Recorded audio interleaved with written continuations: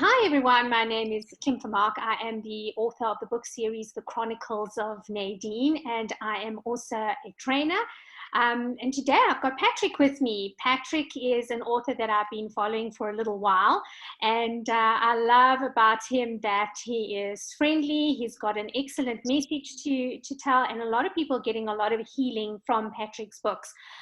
But today we're going to be discussing public relations, because I've noticed that Patrick has got a superpower, a hidden superpower, and that is his flair for being able to connect with other people. And I think it's a skill that a lot of authors are going to be able to learn from. So welcome, Patrick, to the Author Chats, and start off by telling us a little bit about yourself.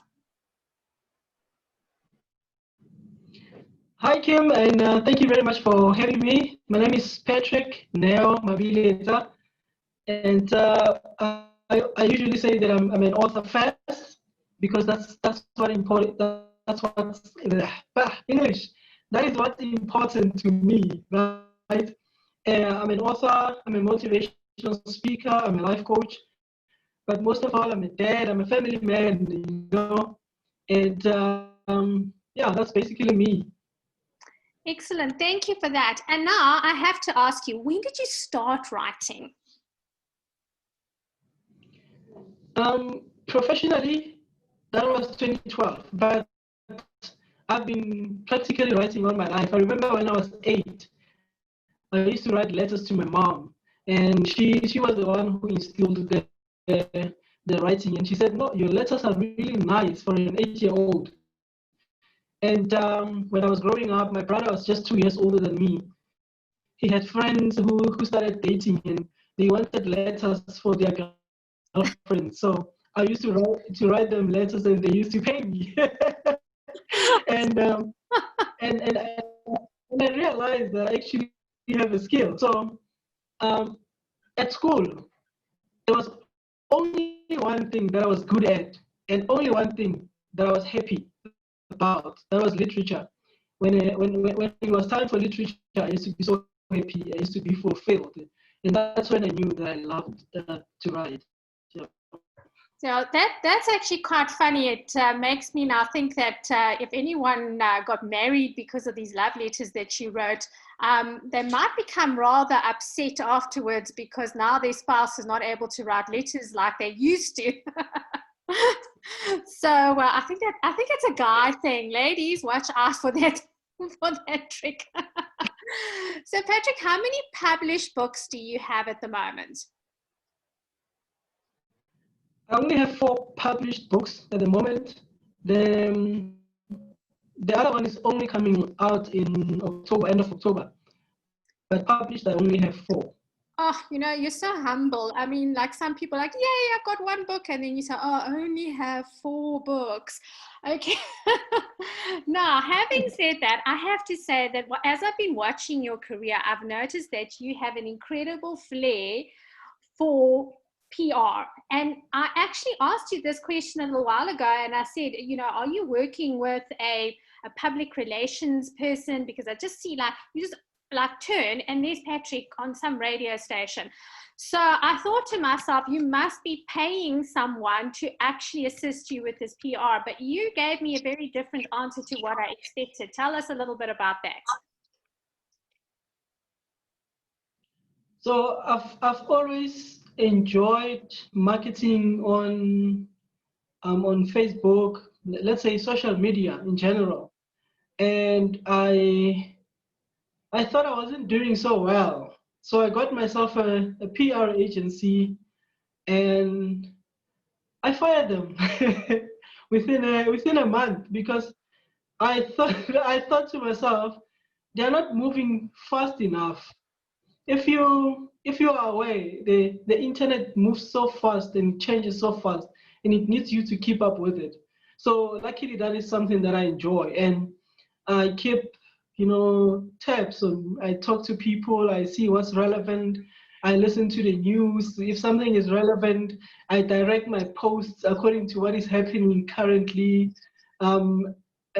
Except for sensitive issues, I take my time to address those. But everything else that happens at the moment, maybe I spoke to Kim, and we just had our lunch and we are just talking and talking, and I make sure that I find a way to relate everything that is happening around me. My eyes are always open, my ears are always open. So I try to do that, to listen, to put my ear on the ground. If I have, and one thing that I've learned over the last few months is that there's no such thing as a stupid idea. So if I post something and I feel, oh, this is so stupid, I don't remove it. I leave it there and hoping that next time I will get an improvement on what I said. So it's like people post things because they are thinking, ish, what is this person going to say? But I go for it. I do anything that I can that I think works. I watch videos of other people, other authors, and I talk to other authors. And so it grows me as a person as well to understand that, PR is not about getting professionals to do it. If you know what you want and you know what you are doing, then do it. Mm. Yes. I wanted to ask you specifically about Twitter, because you said that you have got a methodology of working with Twitter, and you had numbers that you shared with me, how many contacts you would make, how you make the contacts, and what number of people you can expect to have come back to you. And I think that the numbers are very important, because as authors, we want to have our work out there, and that means that I always have this philosophy: if you want to be paid like it's a business, you have to treat it like a business.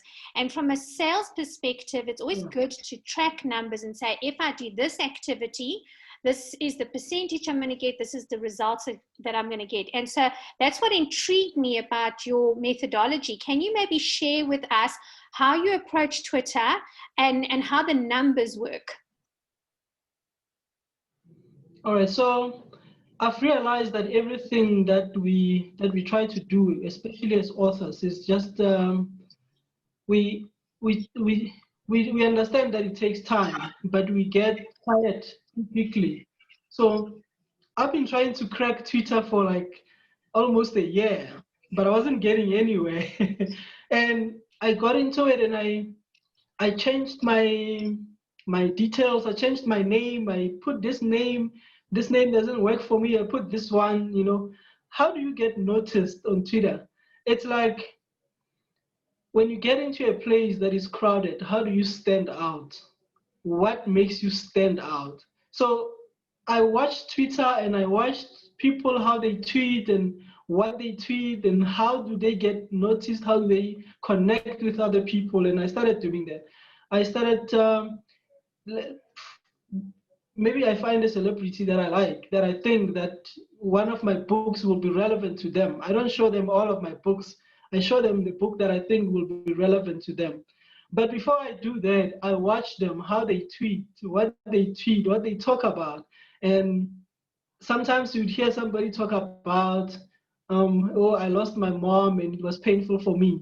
And then I take that and I use that on a tweet, and then I show them, hey, this book can help. And then they get excited. They're like, okay, this relates to me, because people want to talk about something that relates to them.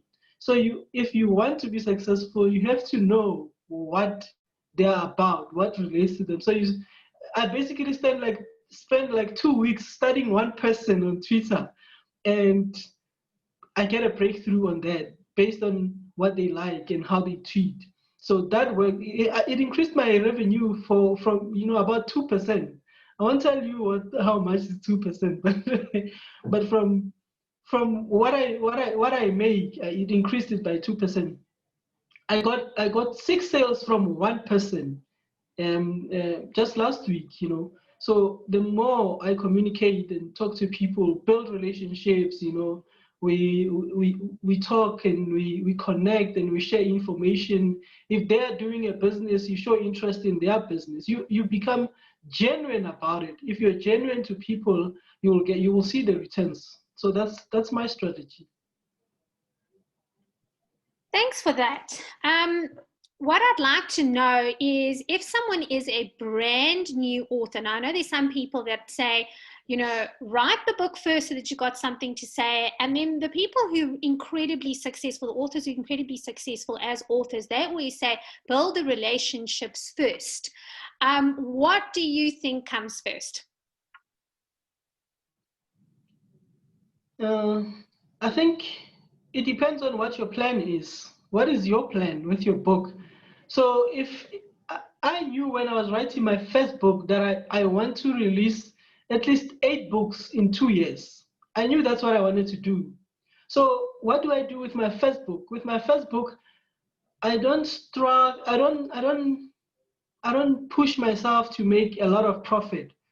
I push myself to make relationships, to talk to people. Every customer that I sell a book to, I get their number, their cell phone number. I communicate with them once in a while. I know that if I communicate with about 200 people on my list, either I get their email addresses or I get their cell phone numbers or WhatsApp numbers. I know that if I have those 200 people secured and they know me personally, some of them I've drove to them and I met them, I had a chat with them and we connected. I know that when I release my next book, I'm almost guaranteed to have at least out of that 200, 100 book sales or 150 book sales. So it's like preparing yourself for the future, not for now. Because the author thing is if you're not famous or well known, it becomes a little bit harder for you to crack it. So you gotta build relationships. And imagine if you're 3 books down the line, you have now, I think on my list now I have almost 500 people. So imagine when I release another book, and it happens that my book goes to a bookstore. When they walk in and then they see my name there, it's you have basically branded yourself, and it's called, obviously it's called the brand identity. You've branded yourself. People can see that and say they don't even have to look inside because they know you. They know what you've written before, and you've built that for yourself. And that's how I did it, and that's how it works for me now.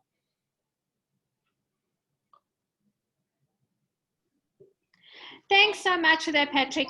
Now, I just want to ask more about your book specifically, if you can just tell people what it's about, because I think it's on an incredibly important topic, one that I think a lot of people in South Africa and in fact around the world actually need to deal with. And so I like about your books that they actually promote healing in people's lives. Okay, so I've got a book that I wrote in 2012 when I was very young, my first book, but it was published in the UK. It's titled Now I Understand Why It Had to Happen. The book was basically about, how I grew up and realizing that I went through a lot of challenges and got to a point where I was writing a book. I had to tell myself and to tell people that all those things that happened to me, I understand now why they happened. So it was kind of like an introduction for me. And I wrote a second book titled Chronicles of a Fatherless Son, which is doing extremely well. That's one of my books that are doing, not only selling in South Africa, they are starting to sell in Botswana, they're starting to sell.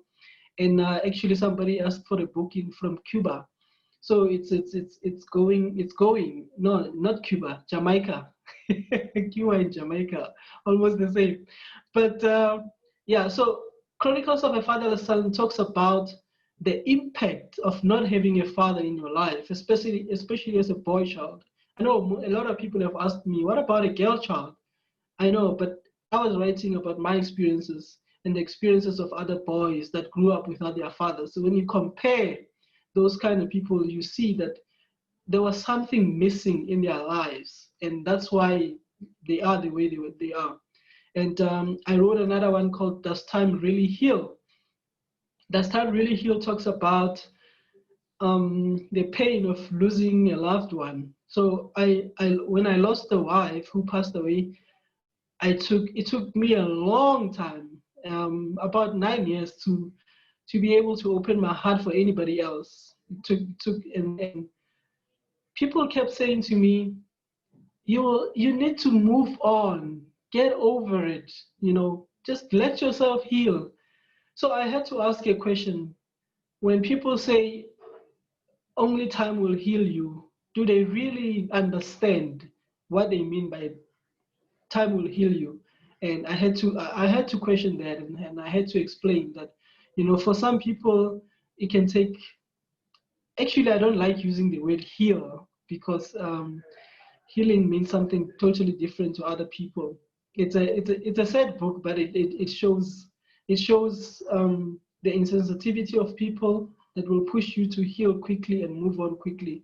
And then 10 years later, 20 years later, you realize I did not get the chance to mourn. I did not get a chance to go through the pain. Now, the pain will always catch up with you later on if you didn't get the chance to do that. And the last one is, not the last one, the fourth one.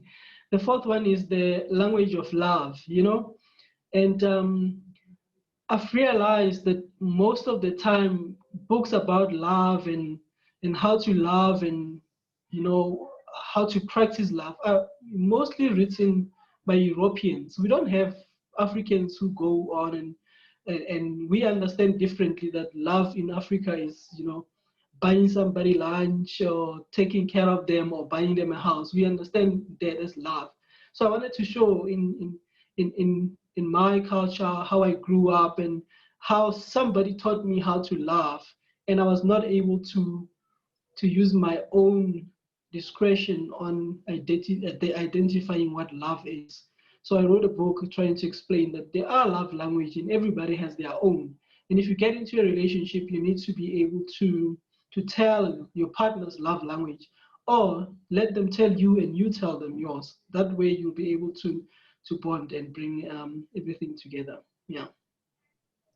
I love that idea, and I know that in my relationship, because I've been married like 16 years, the love language things are very, very important with when it comes to kids or it comes to your marriage. That if you don't understand someone's love language, they could actually really, really love you, but you might not believe that they do because they're not speaking in the way that you understand. And I always find that that's an incredibly sad place where people come to the end of their lives and they question whether someone they've been in a family relationship with all these years actually does love them. That's incredibly sad. So I think that that's an excellent idea for a book. But I have to ask you, you've mentioned now that people in different countries have bought your books. You gave me your WhatsApp number that people can contact you if they want to purchase the book. But what happens if they're not in Johannesburg and they're out of the country? How do people actually buy your books? What's the name of the guy who created Facebook? Mark Zuckerberg. he he was able to make anything possible anyway. So you can get onto Facebook, Patrick Neo Mabiletsa, and drop me an inbox from anywhere in the world, and we can make a plan. Excellent. Patrick, thank you so very much for joining us. I really do appreciate you taking the time out of your schedule to speak to us about it. And yes, I'm going to be putting the links down in the description below so that you know how to contact Patrick, and you'll be able to get his Facebook account so that you can work with him there. A quick question, when is the final book? When do you expect it to come out?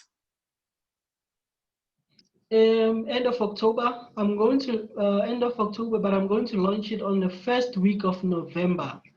Okay. I don't have the date as yet, but first week of November, yeah. Okay, excellent. So what I would suggest is that once we've posted this video, if you've got updates about when books are going to be released, that you maybe just put it in the comment section in the YouTube channel. And yes, everyone, thank you very much for watching. Please remember to subscribe to this channel. Patrick also has a channel, so you're welcome to go onto his channel, his YouTube channel, and check out his videos because I know he posts quite regularly.